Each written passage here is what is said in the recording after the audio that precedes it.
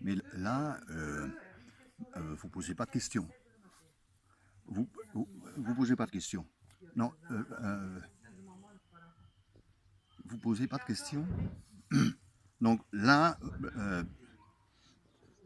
je, tu ne poses pas de questions. Je vais essayer de me lancer. Donc, euh, en fait, j'ai rejoint. Je suis content. J'ai ici au Festival du Zest. euh, je suis venu avec une carrette à bras, quoi. C'est parce que euh, bon, il faut expliquer l'histoire récente. Hein. C'est que maintenant, nous, on a une charge nouvelle dans le Nord qu'on s'appelle les Hauts-de-France. Hein. Et donc, étant donné l'aspect un petit peu à part, un peu au-dessus que ça peut nous donner, on a charge de répandre notre culture brillante hein, un petit peu dans d'autres régions et on commence par Uzès parce qu'on sait que par ici ça va gagner très fort.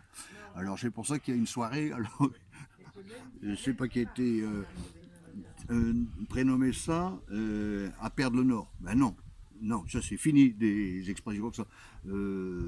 L'enfer du Nord, éventuellement, parce qu'entre Gilles de Fac, Nono et moi, ensuite, ça va peut-être finir par ressembler à un enfer, effectivement.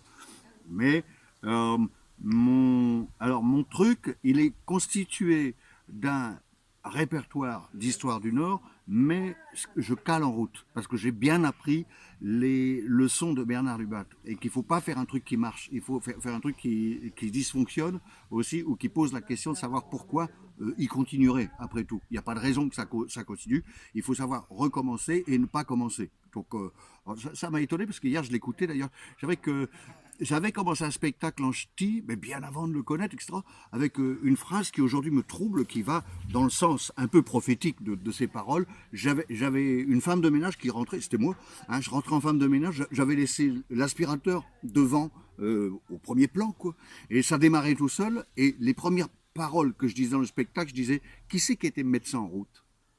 Qui c'est qui était médecin en route, là? Ça va pas commencer, hein? C'est très étonnant, c'est très étonnant.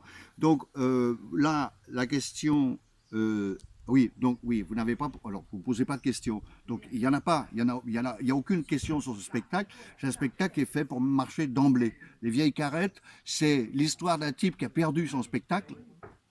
Oh, et ça a brûlé, tout a brûlé, il a tout perdu. C'est notre histoire à tous aujourd'hui. Il a perdu sa splendeur passée, etc. Et il vient quand même en scène, il dit avec les bribes de ce qui lui reste, son répertoire et les morceaux de la culture. Alors maintenant, je sais que vous ne posez pas de questions, je pourrais éventuellement jouer un extrait, ça pourrait être plus compréhensible. Alors je dirais, mesdames, messieurs, bonjour.